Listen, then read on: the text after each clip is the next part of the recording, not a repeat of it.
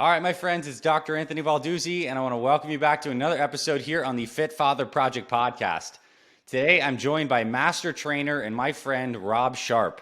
He's got over 13 years in the fitness industry, in training and playing sports, and helping thousands of men worldwide basically achieve the body and life of their dreams. And Rob started his career in London, England, and then he made the move to Dubai, where he now resides with his family and runs his fitness business. And in 2015, Rob made a big name for himself in the fitness industry because he actually won one of the biggest physique competitions in Las Vegas through a foundation called the WBFF. So Rob was literally the guy with the abs on the cover of Men's Fitness, and just he was that guy. And it's really cool because he's been at a high level of the fitness industry, but what makes Rob special, in my opinion, is he's taken that elite fitness experience and he basically now distills it down to everyday dads who certainly want to have a good body, but also want to perform in their work and their career, who also want to, have great relationships and just a full, abundant life. And Rob's developed some really unique systems for helping us do that, for helping guys have it all. So I wanted to bring him on the show to kind of pick his brain and hear about his methodology. And Rob's a dad. He's living it. He's an entrepreneur. So some of his perspectives come from the lens of a guy who's doing a lot of creation with his family and in his business. So whether or not you are an entrepreneur, I know we're going to be able to learn from Rob in terms of what it takes to have like this wide high performance life. So Rob, welcome to the show. I'm so happy to have you here. Wow, that was quite the intro, buddy. Blessed to be on this show. It's a cracking show. Looking forward to speaking to your audience, speaking about what I do, as a dad.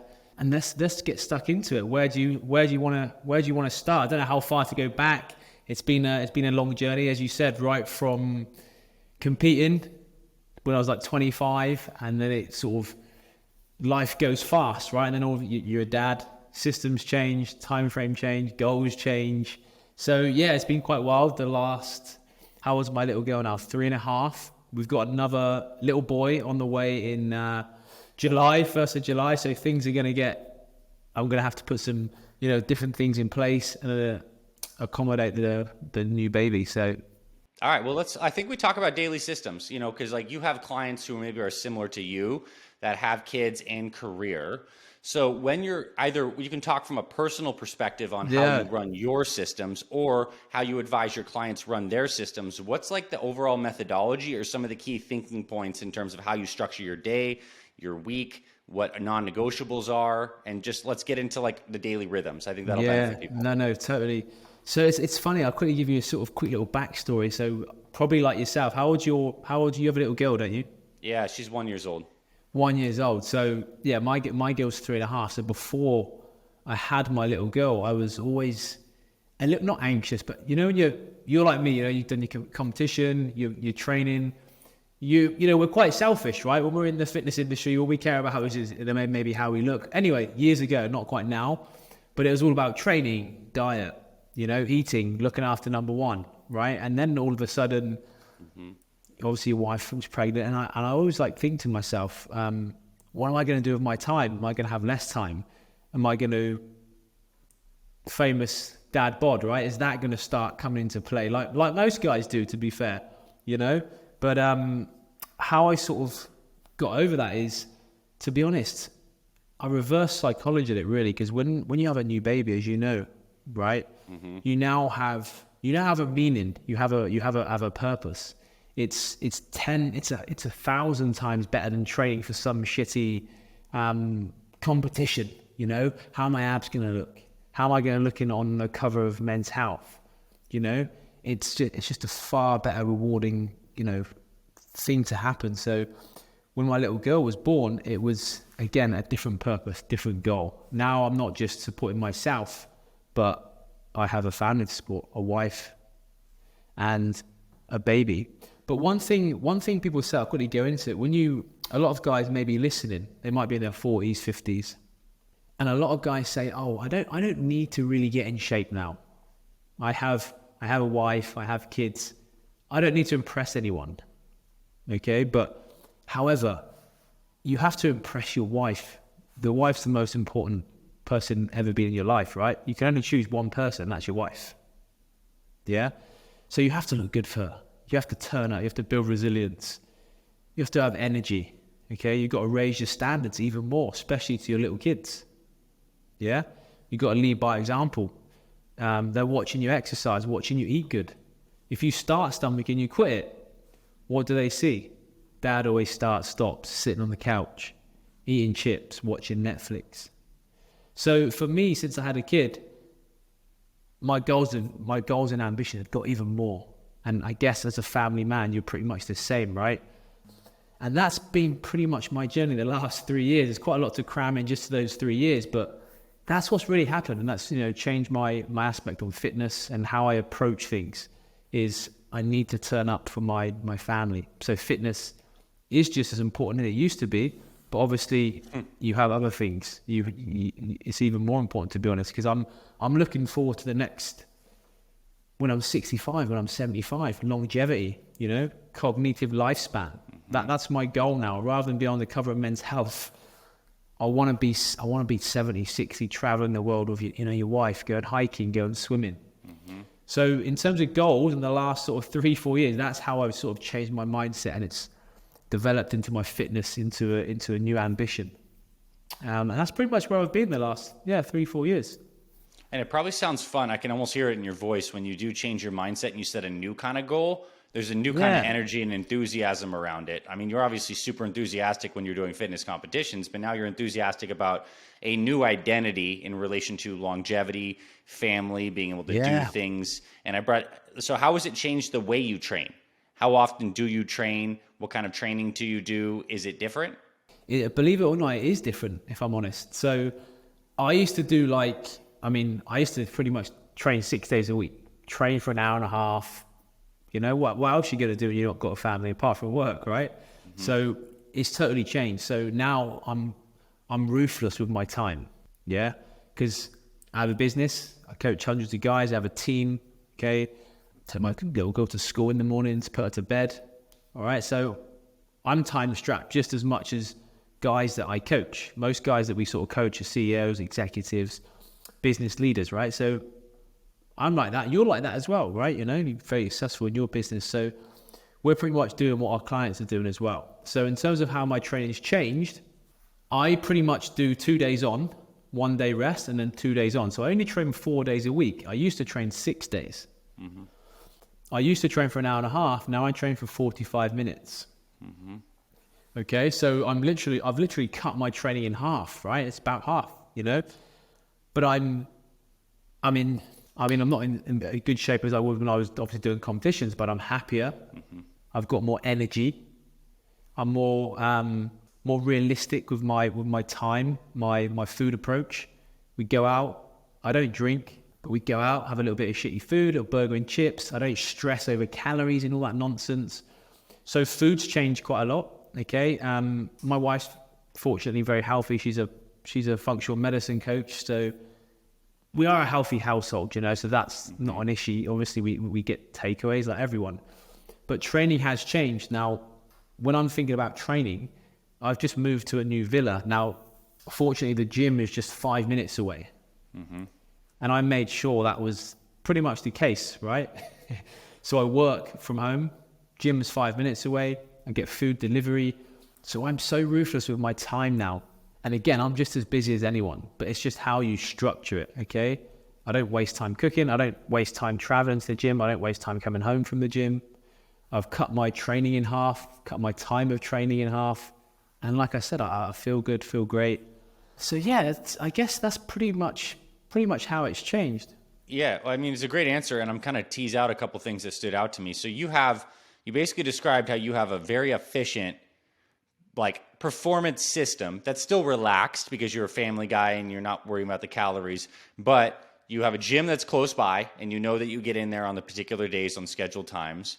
You have food that's coming to you. And I want to get into that a little bit because I think there's a lot of that's work for you, but that's like the nutrition aspect is handled because good food, healthy food's delivered. You have the gym, and then you're filling the rest of the time with your work and your daughter and your family.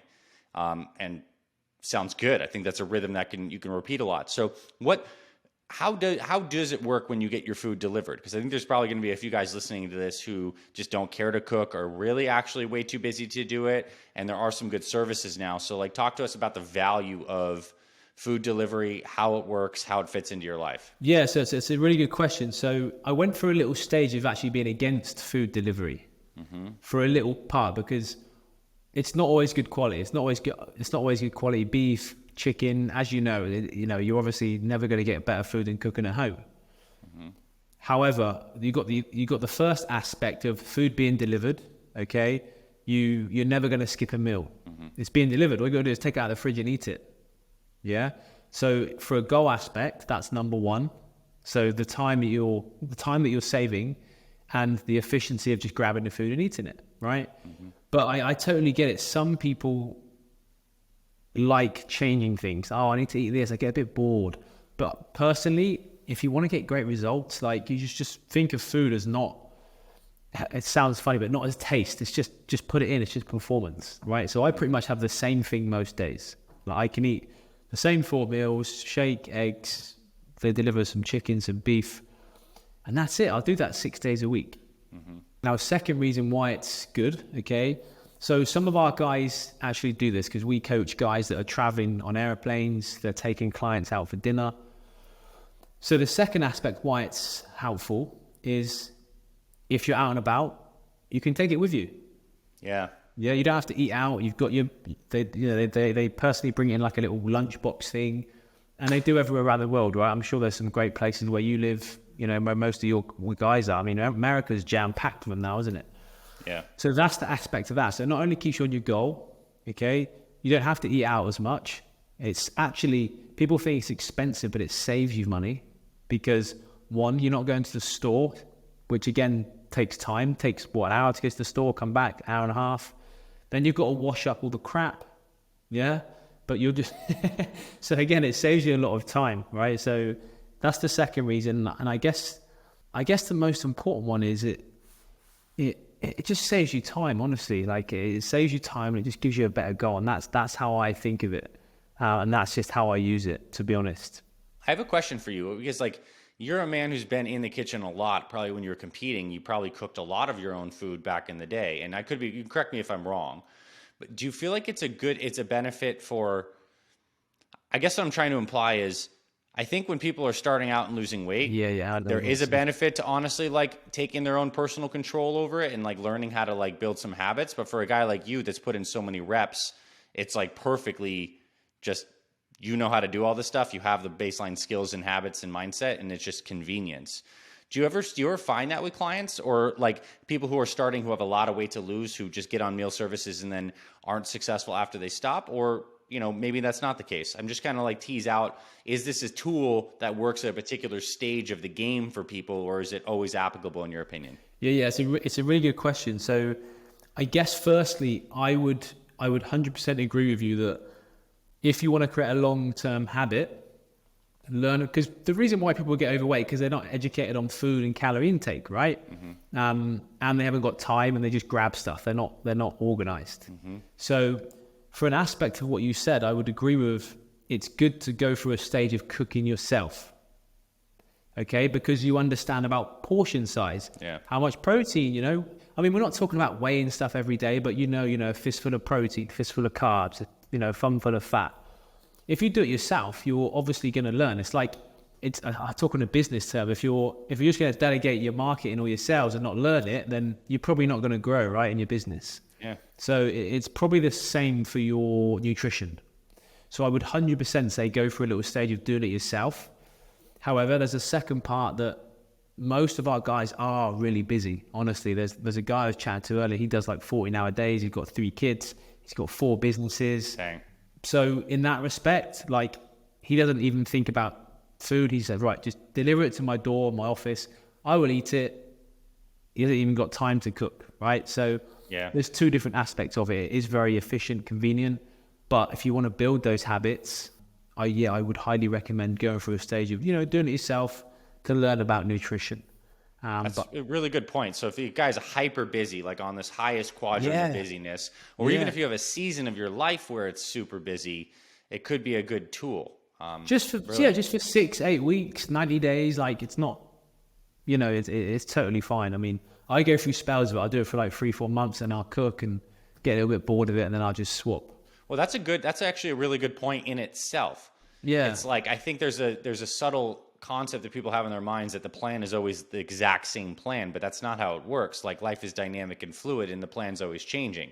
So that's cool for you to reflect that you're just dynamically always Yeah, meeting. because I was on holiday last week, right, for 2 weeks. So obviously food prep, that wasn't happening. So you're not going to be on it. You're not going to be on it, 6 months, 4 months, a year. Hey, it's Dr. Ray. I want to quickly pause this episode to thank you for listening to this Fit Father podcast. I am just blown away at how amazing this podcast has become. I had no idea when I started FFP around 10 years ago that it would grow into such an impactful mission. And I want to let you know that I am so grateful to be connected to you in this lifetime. And on behalf of me and my entire team, we are so grateful to be in your life, helping you get and stay healthier for your family. That's what I want to share. Just some gratitude from my heart to yours. Let's get back to today's episode.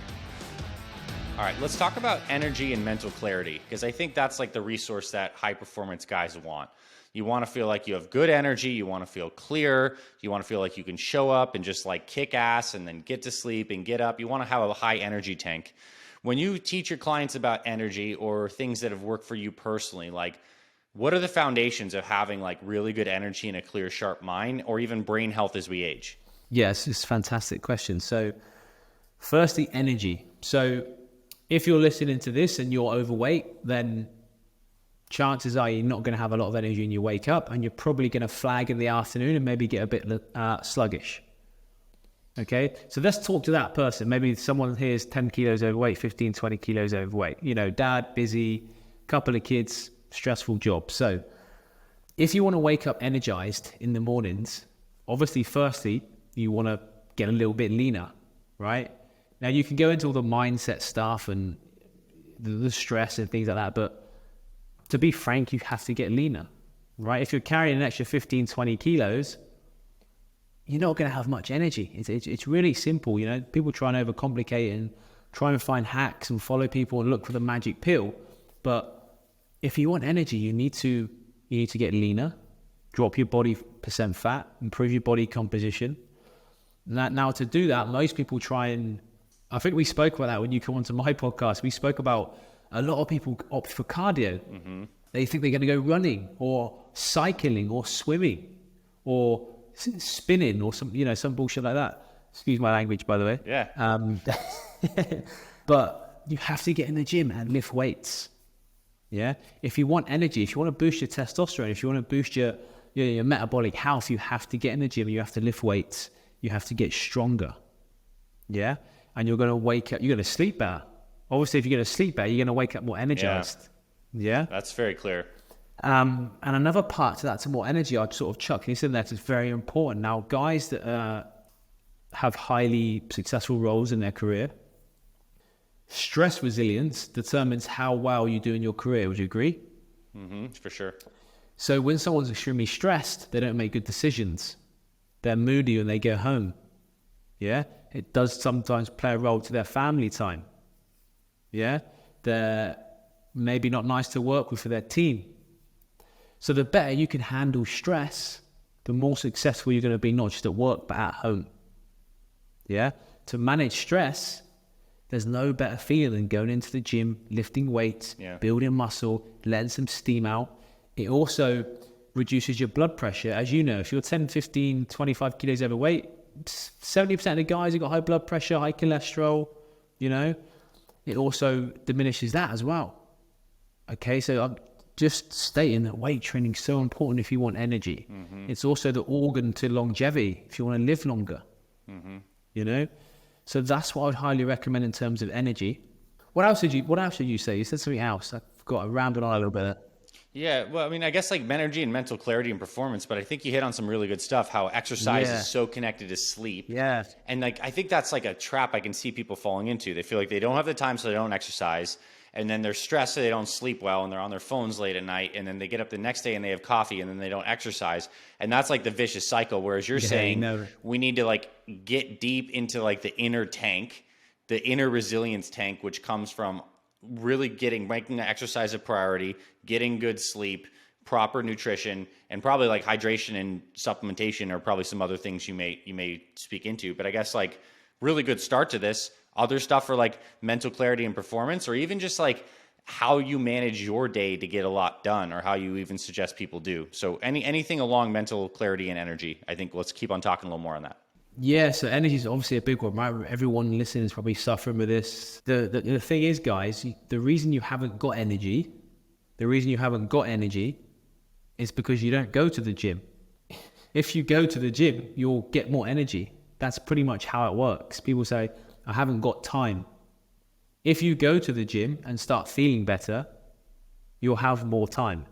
Yeah, do you know what I mean? So the gym not only gives you more time, gives you more energy, it builds stress resilience, and it just takes a whole lot of weight off your shoulders. In terms of the mental clarity, it's sort of what I do. I'll give you a sort of run through what I do. It might relate to a few people, but I'm an early bird. I'm not sure about you. My little girl, you never know what time they wake up, right? This was one of the things that I was getting anxious about. I was like, because I had like a routine lockdown. I was like, right, she might get up at 5:30, she might get up at 6, she might get up at 5:30. So what I'm gonna do to like try and eliminate that, I'm gonna get up at 4, and I'm gonna try and if I get an hour's done, fine. If I get 2 hours done, it's a bonus. Yeah, get 2.5 hours done, then I've pretty much cracked out what I was supposed to do all morning before people woke up. So that's what I do. Now, I will be totally honest. It does sometimes go to 4:30. Sometimes I do have bad weeks. You know, I'm not going to sit here and say I've got a perfect morning routine where everything's locked down, because it's been a bit up. I was on holiday for 2 weeks, right? I told you. Yeah. So obviously I wasn't getting up then. So this week I've struggled a little bit. It's been like 5, and I hit snooze 5:20. Then Harper gets up at 6:30, and I'm like, you know, it is what it is. Like, that's probably the morning gone, but I will get back to that. And that's how I structure the morning. Now, I don't eat till about 11 o'clock. Again, I don't really need to waste time. I do believe in fasting for a longevity purpose and a gut health purpose. That's why I do it. And again, it wastes time. I don't want to be pissing around in the kitchen, you know, making food and stuff like that, right? So that's what I do. I don't train, to be honest, till about... It depends. I don't train. I train between sort of 11 and maybe 1, 2. Mm-hmm. Is that after you've had a meal, or before? Like, or you have a meal, your first meal after you train? Yeah, I'll go and train after that first meal about 11. Oh. And I just feel good. I feel good. That's pretty much how I do it. And then nighttime. So some people don't believe in sort of a nighttime routine. So I try and have a nighttime routine where, again, it's probably 70% good at the moment, but what I try and strive for is putting everything down at 9, go to bed at 9:30, maybe watch a bit of Netflix, my wife, just to switch off, maybe chat, and then I'll go to bed about 9:30. Again, it doesn't always work out, right? Especially when you have kids. And what I've sort of come to realize is there's a lot of people online, isn't there, telling you this morning routine works, this is what I do. But most of the guys that are giving advice out there now, they haven't even got families or children. So I'm like, I can't really listen to this guy, because he's talking about morning routines and being super efficient, but he's like 28, 30, he's got no family, he's got no kids. So it's hard to know who to believe, isn't it? You don't even know the sort of truth or what people are doing. So that's pretty much my morning routine. That's how I sort of go about it. What time do you kind of wake up? Is it quite early? Because I know I spoke to you, but yeah, it varies, right? It varies. It does vary, and I think like around 6 o'clock is my target. That's a nice time to wake up. I guess it depends on, and I guess it's pretty seasonal for me. You know, it gets maybe a little earlier as it gets more sunny, maybe 5:30 and That's whatnot. Right. And I guess it depends on how late I stay up doing what I'm doing. But there's a certain amount of flex, but you need a certain amount of structure. So I'm totally on board with exactly what you're saying. And I also do some intermittent fasting as well. Like occasionally I will have breakfast, but I find it's nice to actually get a few things done in the morning before you have that first meal anyways.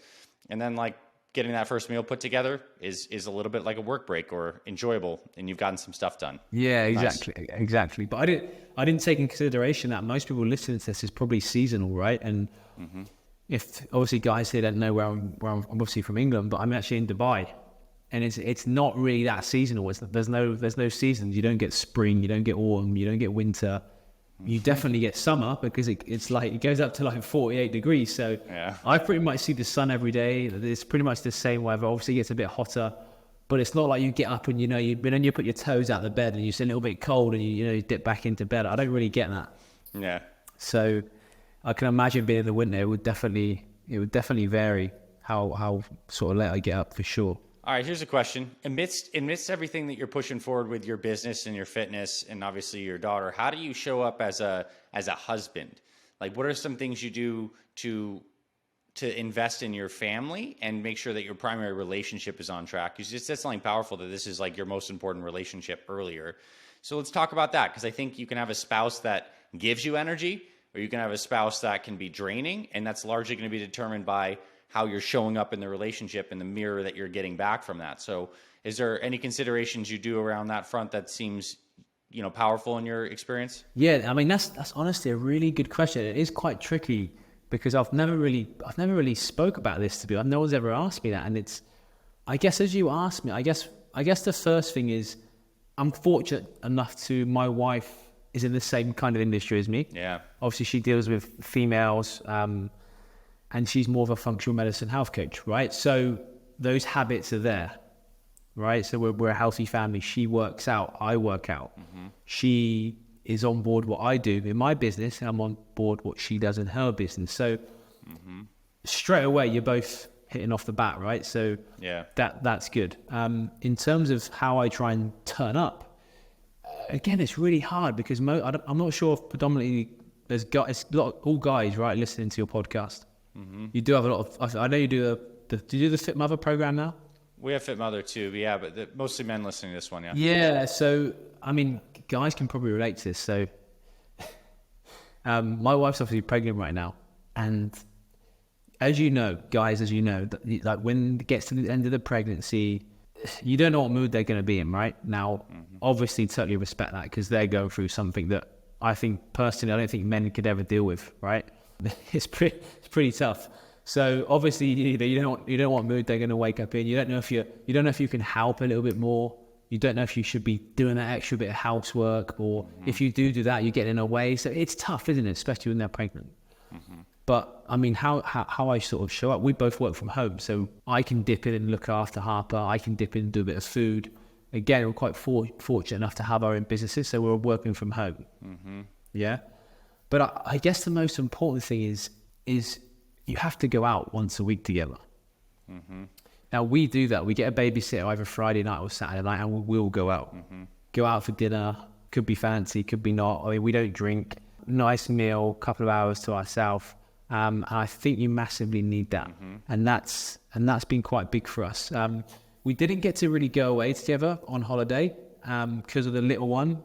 Her set of grandparents are here, but mine aren't. They're obviously in England, so it can be a little bit tricky, right? Mm-hmm. We would have liked to travel a little bit together on our own, but again, we haven't done that, and I think that's pretty big as well. I know a lot of my friends have done it, and they say, every 3 months we go away 2-3 days, and it just literally ignites our relationship. Yeah. And we come back refreshed, revitalized. We've obviously missed the kids.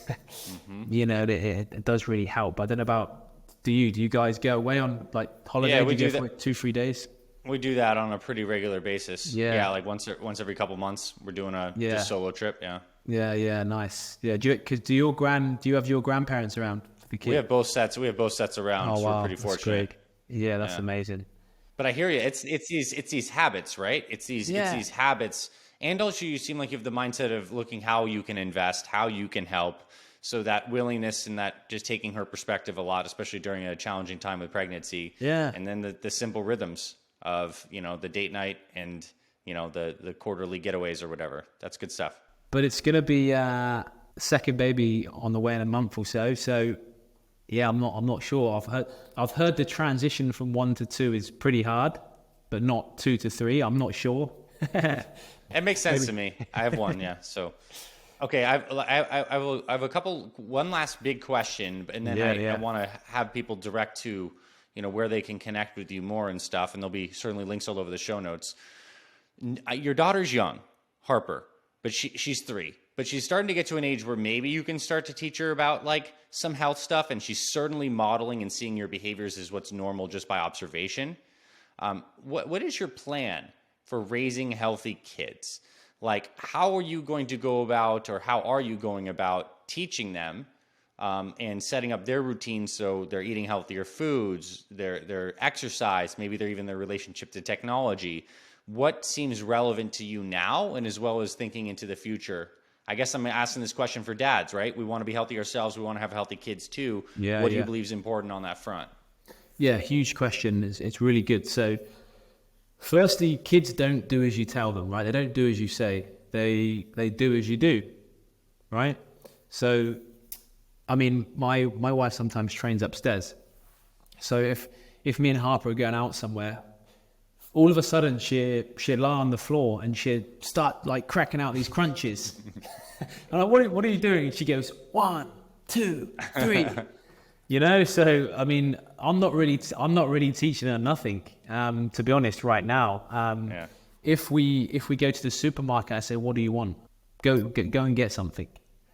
She will literally run to the fruit section and get a fruit platter. Nice. I didn't tell her to do that.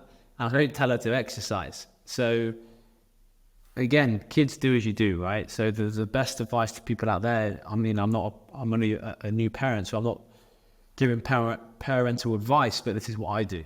Now, obviously she's going to eat healthy because we do. She's most definitely going to exercise when she gets old enough to exercise. When she hits 4 or 5, I will put her in all the classes. Like, I'll probably put her in some sort of martial arts, you know, so maybe jiu-jitsu or karate, you know, definitely gymnastics, amazing for young kids. I bought a racket the other day, a tennis racket. Again, she's only 3.5. She's got a little racket. I sat out in the garden, throw the ball to her, just to, you know, get her little coordination going and do that. You know, we all think we're raising superstars, right? So get the football out, see her skills and stuff like that. You know, so that's how I'm going to raise my kids personally. You know, obviously, let them do all the sports and whatever you feel they're liking or they're enjoying. I would, to be honest, push them at that. You know, if I see she's good at something, she's enjoying it, I will persevere and really, you know, not come down hard on her, but yeah, I'll be there to coach her and make sure she gets the best from what she's doing. She becomes the best she can be at that. Yeah. But I think that's the approach for me personally. Again, if you want to be a role model, you got to do what you want them to do, right? Yeah, I think that was the resounding message I got from that. And also the benefit, if you can start young with good habits, if you're like a dad with younger kids, there's such benefit to setting the tone early so you don't have to peel back as many layers. At the same time, if you are a dad who has kids that are in unhealthy habits right now, you making a dramatic shift and them observing that and seeing them positive change is probably as impressive of a thing that can happen in their mindset as anything. Yeah. You're not going to tell them to have less sugar, right? They can see though that dad has abs now, and they're like, what? So that's cool. It doesn't matter how old. If your kids are 15, 16, 12, 13, it doesn't matter. If you start making a change and you start leading by example, they're going to change. There's those two ways about it, you know? Well, Rob, this was awesome, man. I mean, I feel like down to earth, practical, like just really cool stuff. And I think it's nice to kind of pull back the hood. Like, and I want to emphasize, it's cool that we have you here, considering on the outside when people look in and get to see your life that is massively successful. Family, business, fitness, you know, happiness, well-being, and just I appreciate you being humble and just sharing the real of like what your life is like. And I like the fact that it's not glamorous, but it's all these daily actions that you're doing that end up creating what seems to be a really beautiful life. And so maybe that's the big reminder. Trying, buddy, trying. So, I mean, I know there's going to be some guys who listen to this who want to connect with you more. You have coaching as well. So tell us where people can connect with you more and learn more about what you do. And if they want to, you know, become a client and really get this all dialed in with your approaches. Yeah. So I guess the best place, I mean, I'm pretty much on Facebook, the usual suspects, TikTok, LinkedIn, Rob Sharpe on LinkedIn, Rob Sharpe on Facebook, TikTok's Rob J Sharpe. But the probably best place to reach out is head to my Instagram, Rob J Sharpe, and send me a message because I want to give your guys something today from this podcast. Cool. I want to give them a gut health guide, which is going to improve cognitive performance. Okay, stop you getting bloated and give you more energy, which is what we spoke about. So if you head over to my Instagram, Rob J Sharpe, send me the word podcast, so I know literally where you come from. Right, cool. He's listening to the podcast, and I will fire you over that guide. No problem. And I think that's the best value I could probably give to you guys, and hopefully it will help them. Nice. Rob, this was great. And, awesome, buddy. Just a pleasure to connect with you and create this episode, and grateful to know that you're out there being a kick-ass dad and leading so many men. And appreciate you coming on the Fit Father Project podcast today. No, I appreciate it, buddy. Really appreciate it.